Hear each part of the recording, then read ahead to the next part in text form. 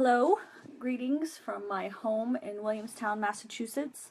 I had promised myself that I was going to start this podcast this week, and so it is about 10 o'clock in the morning, and you can see I have no makeup on.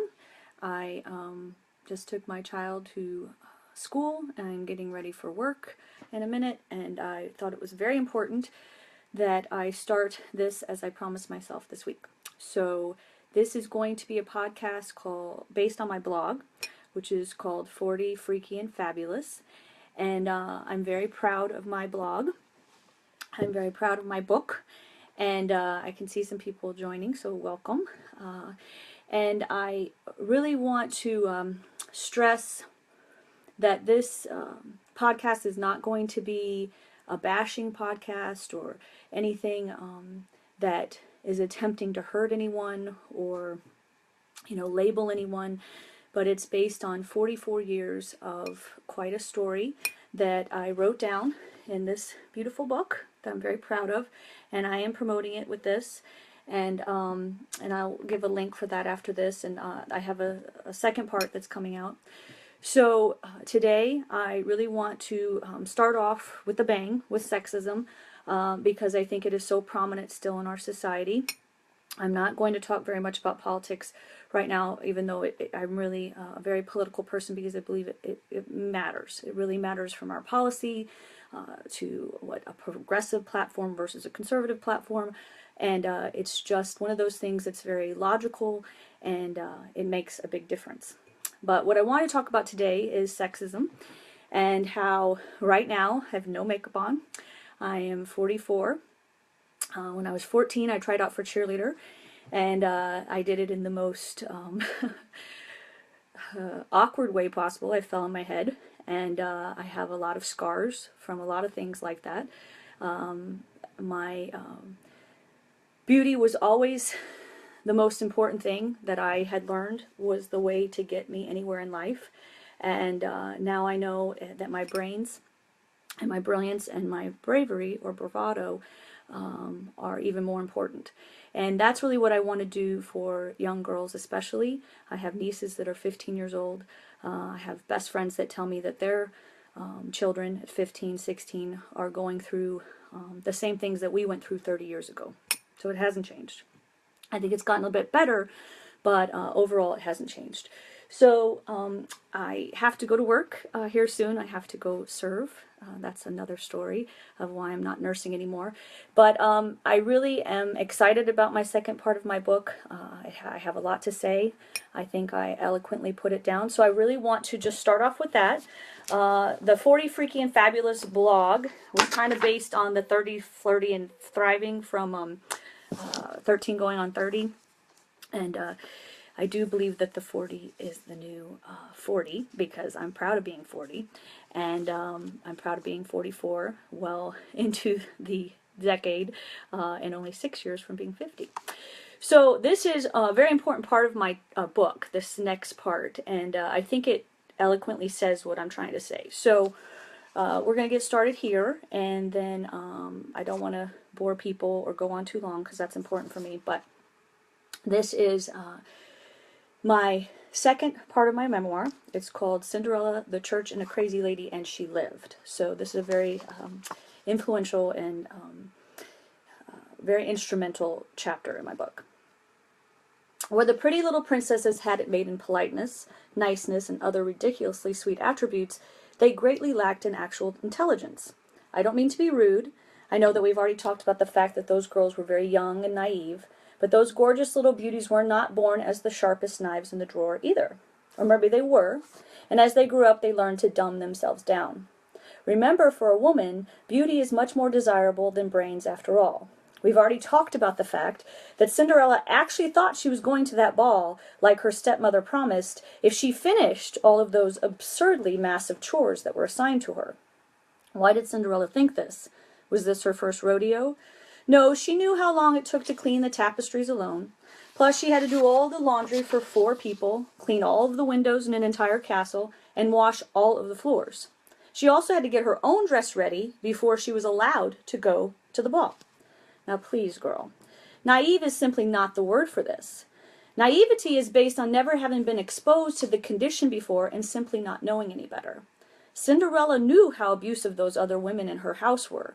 She had endured it over and over again, once upon a time, again and again. Cinderella just kept believing and being kind, though, despite all of the broken promises and actual physical abuse. Her pathetic ignorance was continually disguised as eternal optimism. She was not alone, and she had taught me well. In my opinion, these ridiculously influential passive princesses all lacked any form of wisdom or even a little bit of much-needed suspicion to protect themselves.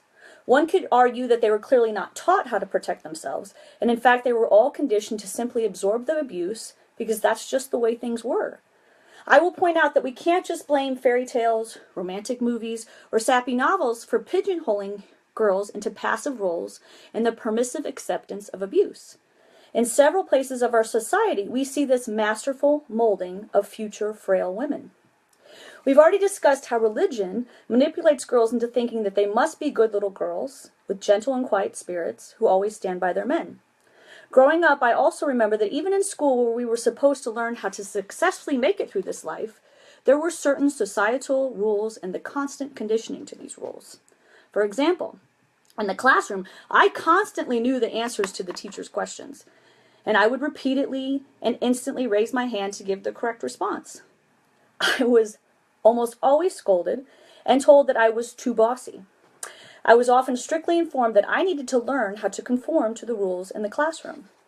It's funny, though, that these were rarely said to the boys that raised their hands quickly. They were considered brave, smart, and they were praised for their leadership traits. Even though I was consistently one of the smartest kids, not just girls, in my class, I knew that it was considered bossy and not at all knowing my place if I showed off all that I knew. I quickly discovered that it was considered natural that the boys were brave leaders and the girls were the good little girls that grew up to know their places in this society. I realized I wasn't considered equal with the boys in other ways as well. I painfully found out that bossy, smart girls aren't attractive to boys. So I watched and I listened and I found out the rules. My subconscious learned how to conform to the stereotypes. These stereotypes of men possessing more power and naturally being more important than women continued well into college and beyond.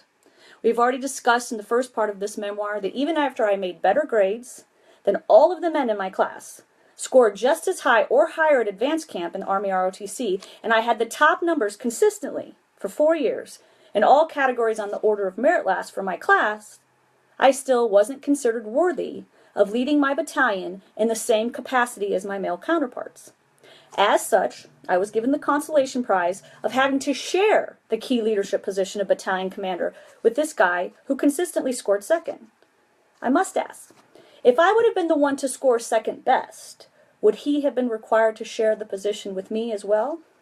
I know for a fact that I would have been his executive officer or assistant, as he solely led for the entire year. I know this because I was told this. They didn't know what to do with me as the highest scoring cadet, so I was forced to share the position. I also incurred the wrath and hostility from many of the male cadre members for being allowed to co-lead. The societal conditioning of my second-place citizenship and powerless position as a woman has permeated throughout my entire life.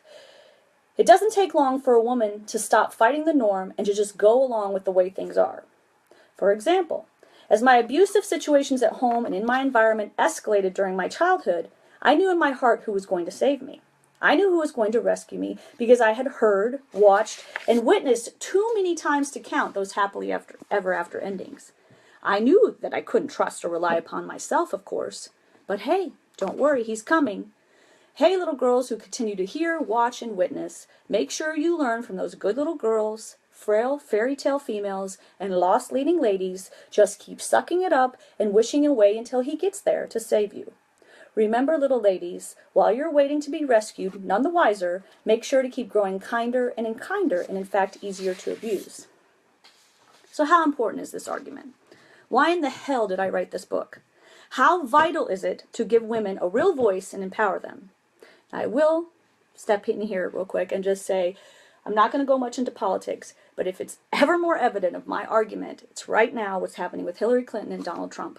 I'm going to go into that a little more later because I gave a very good argument. I'm very proud of my argument. But I think it just speaks for itself what you're witnessing 1 week before the election of why she's not 30 to 40 points ahead. She should be trouncing this guy based on her credibility, based on her resume, based on her leadership. We know she's a leader, but she's not, and there's one reason for that. After all, some people say that these fairy tale and passive female stereotypes are fading now. They believe that women are so much stronger and that overall sexism is dying. I'm going to have to say not necessarily so. Obviously, things have improved over the years, but please ask yourself some crucial questions. Are women paid equal pay for equal work? How many women are majoring in math and science in college and starting careers accordingly? Do we still have far too many women abused in the name of religion? Do we still have conversations about legitimate rape? Are we still force-feeding our little girls fairy tales with sexist stereotypes? Do we have bestsellers that promote the masochistic and misogynistic abuse of the poor little girl that needs the rich man to rock her world, tie her up, beat her, and dominate her into submission for her to feel sexy, important, and loved? I strongly and boldly say that we still have a long, long way to go in the promotion of equality, respect, and healthy self-esteem of women in this society. I propose that not only do we still continue to show girls that a one size, one skin color, one certain female type is pretty, it's the standard for female beauty, but we are still promising them princes in various masculine forms to secure their happily ever afters. We also continue to display the whining, wishing wimp of a fair maiden. Bossy is still banned, and beauty remains only skin deep. That's why I came out like this.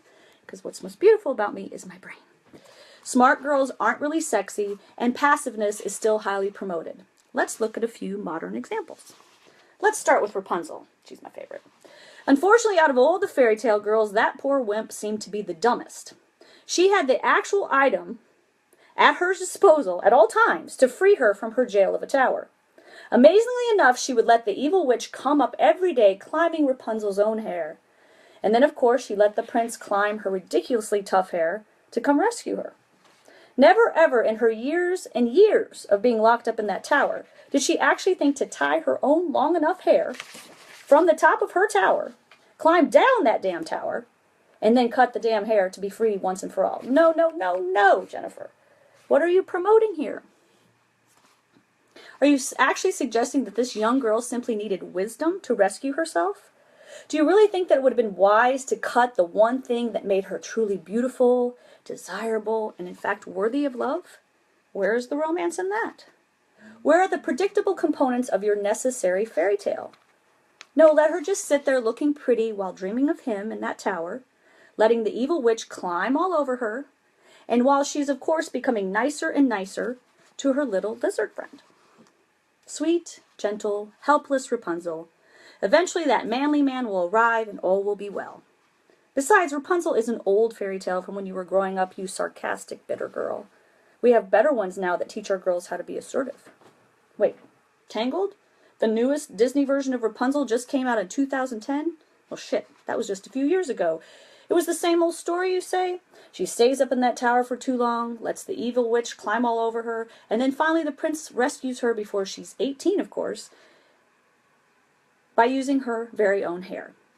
Well, at least she had long, beautiful hair for him to fall in love with, thank the good Lord. At least Rapunzel was still kind to animals, and did you see how cute that prince was? He was just a doll.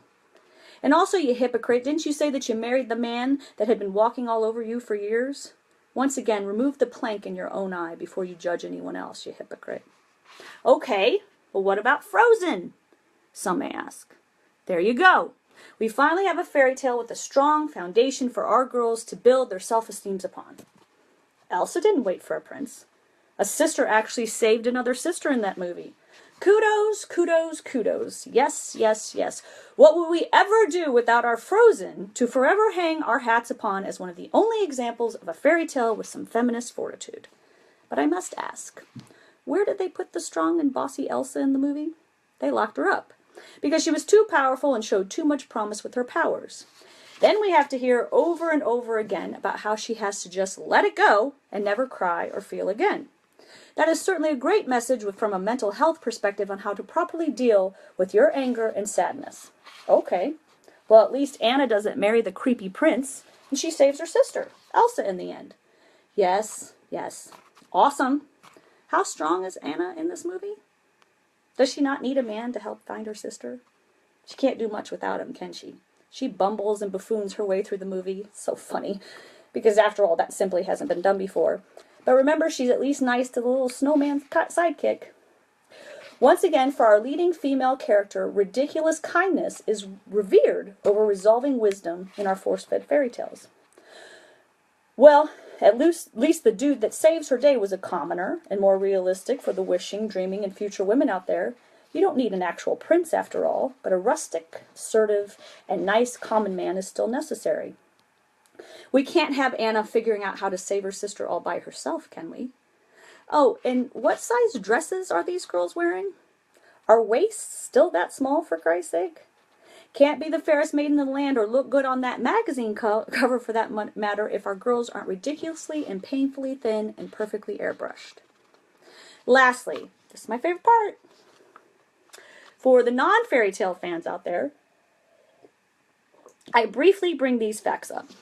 Once again, we have countless remakes of Superman, Spider-Man, Batman. Batman has even recycled into an indie-type Birdman. For Christ's sake, they brought him back. However, we are still waiting for Wonder Woman movie. Please don't use the movie coming out with the Justice League as a legitimate example. I won't go into again how a love triangle with the three of the greatest superheroes ever should not count for the breakout movie role of our strongest female character of all time. At the time of editing this is in my second book, there is a Wonder Woman movie coming out with a leading lady all on her own, go gal. She's too skinny, but go gal.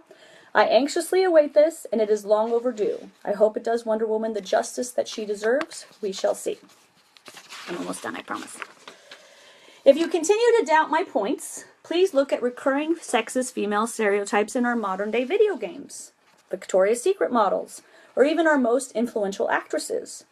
It will astound you to realize the disparity that still exists in our modern-day liberal Hollywood. According to Forbes, in 2013, the last two male actors on the Hollywood's top 10 most paid list, on the last two, both made individually, not combined, the last two actors made as much individually as all of the top 5 actresses. It's hard to wrap your head around. But basically it's saying that the last guy on the male actor list makes as much as all 5 of the top. Angelina Jolie, Jennifer Aniston, etc. Although I still feel that all of these entertainers are paid a ridiculous amount of money, obviously, it's still significant that the combined salaries of the leading actors are 2.5 times as much as the combined income for the leading women. Superfluous and silly as it seems, these images, these standards, and these conditions, they stick. They not only impact an entire generation of women's psyches, self-esteems, and overall possibilities in life, but they form the collective subconscious of our society. I promise that all of these images, standards, rules, and conditions are seeping into that little girl's mind. The studies show, and this is the most important part of this podcast, I have done my research. The studies show many shocking facts about the power of this problem. For example, we know that body image is closely linked to self-esteem. We know that low self-esteem in teenage girls can lead to eating disorders, early sexual activity, substance abuse, and suicidal thoughts. We also know that approximately 91% of women are unhappy with their bodies and resort to some sort of chronic dieting to try and achieve that image that they have consistently been exposed to over the years. Look at Elsa and Anna. That is the biggest one you guys are looking at right now in Frozen. Look at their waists. Look what is going into these little girls' minds. With that in mind, only 5% of women, 5% of women naturally possess the body type that is often portrayed in society's incessant media messages. We are approaching numbers of 40% of women who say that they are considering cosmetic surgery in the future. 40%, almost half. And this is radical surgery. We're talking facelifts for the 6th time, liposuction, radical procedures, not just Botox. Up to 24 million people suffer from an eating disorder. Sadly, only 10% of people with what are called body image issues seek help. Most disturbingly, these images have a permanent price on the people that are constantly exposed to the dangerous expectations for women. Tragically, eating disorders, and this makes me cry, eating disorders have the highest incidence of mortality of all mental illnesses. There are girls dying every day of anorexia, bulimia, etc. So clearly, this persistent societal message for women to look and act a certain way is more than pathological, even in this so-called feminist age. So that is from my beautiful book, that these beautiful brains, yes, you have a couple lobes in there, came up with all of this. I've researched this for 5 years. I've worked my ass off on this. I have so much data. I have so many stories.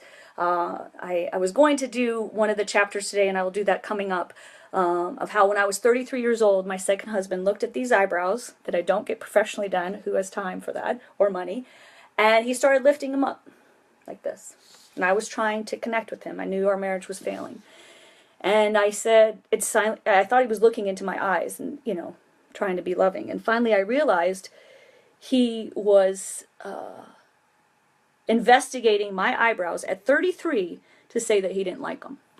And I asked him, I'm like, are you trying to say something right now? And he's like, a brow lift would be good. A brow lift would make you look better. And that was just the touch and the tip of the iceberg with that relationship.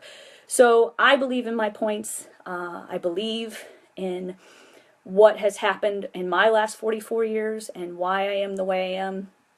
And so much of the societal subconscious and conditioning.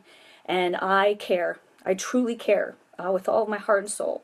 So I'm not going to bore you anymore with my brilliance, but I have this. I don't think this is going to show up. So what I'm going to do, I'm going to put it on the link. This is my first podcast. It was very raw, very real, obviously not polished, obviously from the heart and not a bit of makeup. Very proud of that, because it's not about that.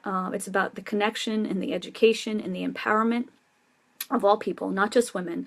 When we have an equal society, it's better for everyone. It helps everyone. And, it's hard to sit here and look at yourself for 30 minutes without scrutinizing or thinking that something could be better. But that's not what I'm here for. I'm only on this earth for a little while, and I really, truly want to help people, and I want to share my story to empower girls. Young girls. So thank you for listening. Thank you for tuning in. And I'm going to do this once a week, maybe more, depending on how I feel. But I love you guys. Thank you, Facebook friends that tuned in. I really appreciate you. I love you guys very much, and I will be back. And obviously, I'm going to do my hair before work. Okay. Thank you so much. Have a good day. God bless.